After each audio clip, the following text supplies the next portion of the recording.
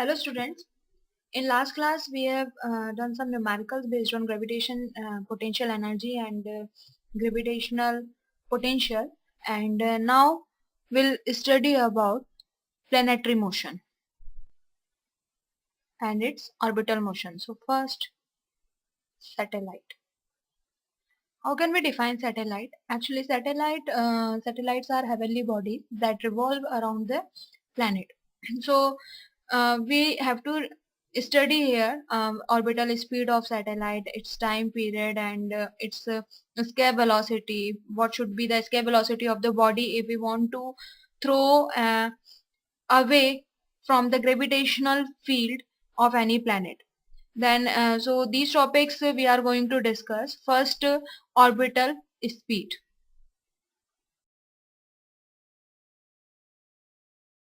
and it can be written as VO.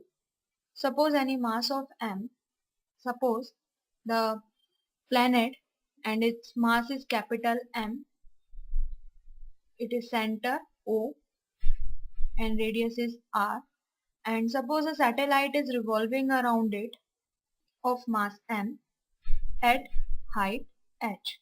Suppose this point at surface is P and its point is A.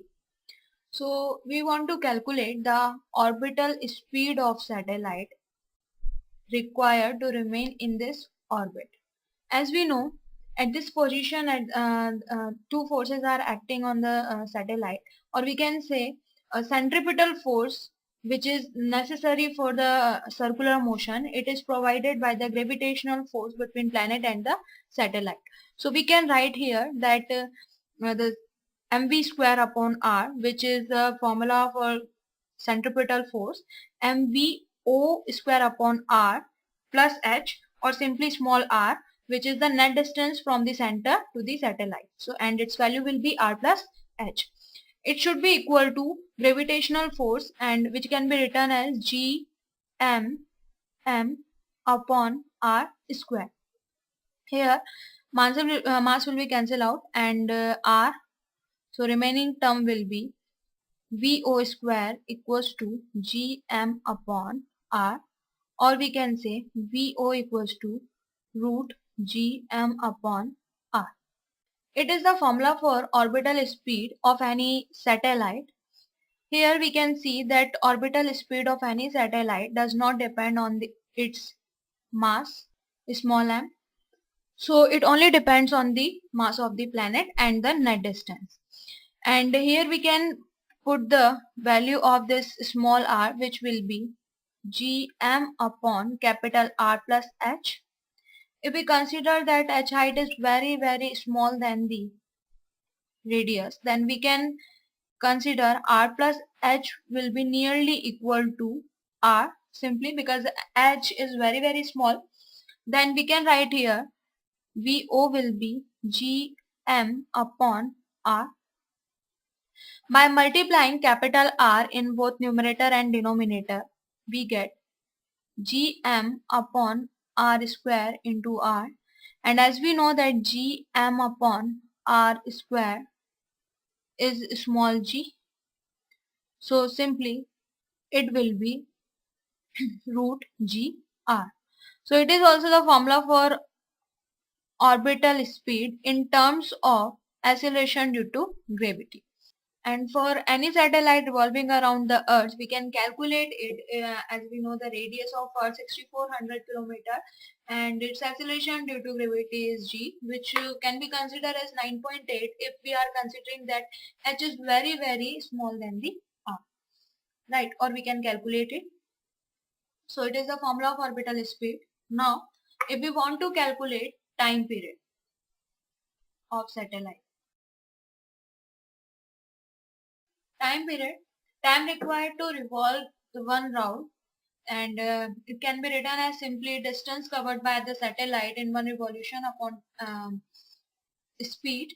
So it in one revolution the distance traveled will be 2 pi r upon speed, which will be VO, and by putting the value of VO, which can be written as small root gm upon r, so here it becomes r upon gm, or we can write it as 2 pi root over r cube upon gm.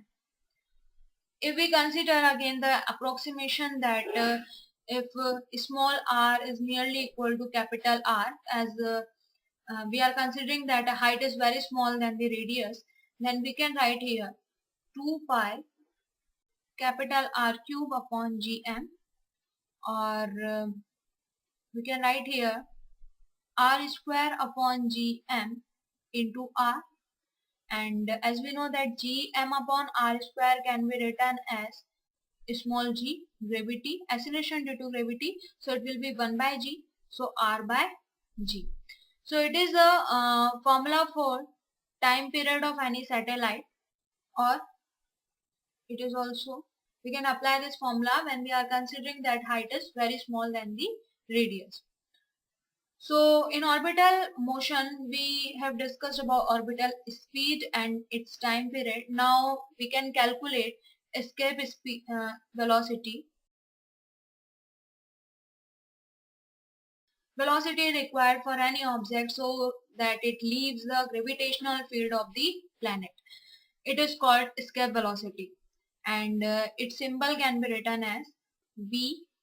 So now how can we derive it? Suppose an object is, suppose a planet and an object is thrown with the velocity ve, and it will leave the atmosphere, so that we want to calculate ve.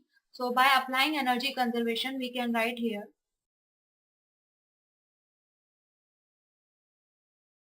energy conservation, net mechanical energy should be remain constant, kinetic plus potential, and at the surface when it is thrown with ve speed, its kinetic energy will be half m ve square.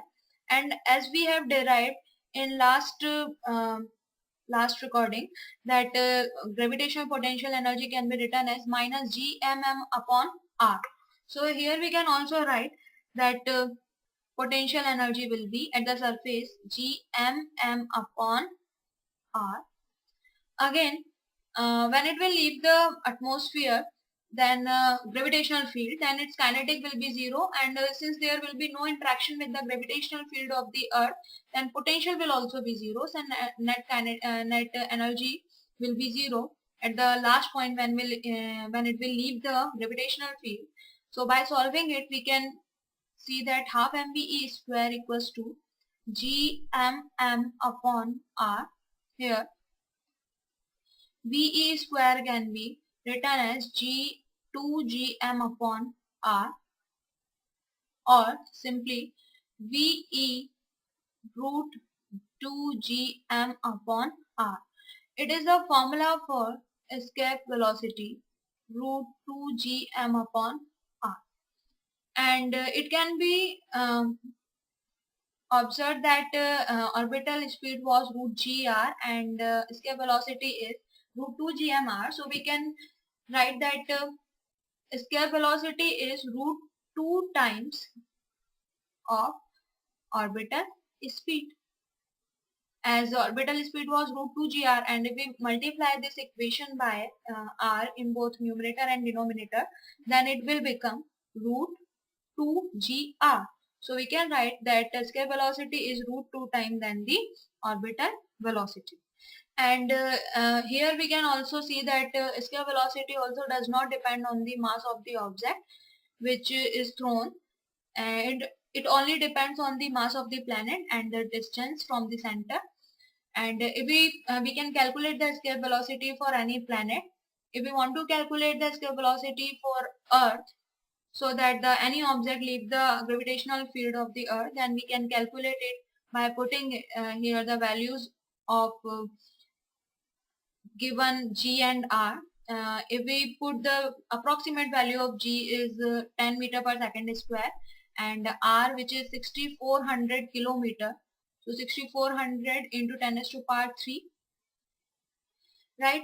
So here it become, when we solve this, then we get 11.2 kilometer per second. Escape velocity of the for the earth if we want to throw any object so that it leave the gravitational field of the earth, it should be 11.2 kilometer per second. Means in 1 second it should travel 11.2 kilometer distance. Okay, so in next class we'll do some numericals based on these topics, and thank you.